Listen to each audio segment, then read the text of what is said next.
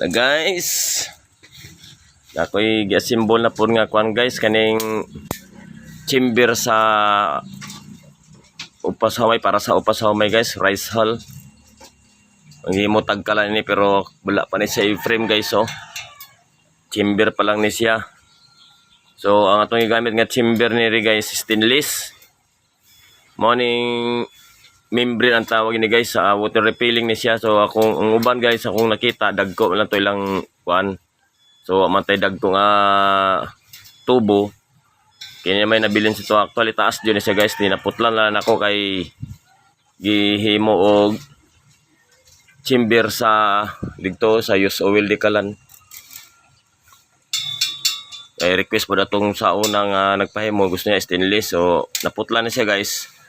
Nasa mga 23 na lang na yung kuan guys. Kining yung taas ini. 23. No, 23.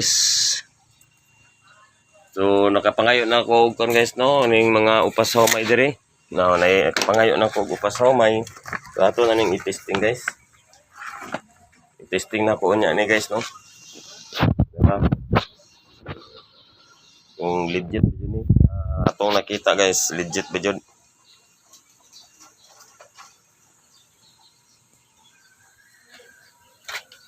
Yung pagkumain na guys, musiga dyan siya guys. Ako lang butangan og frame, simbulag frame. Ako na ipakita sa inyo guys kung magsiga na ni. Okay guys.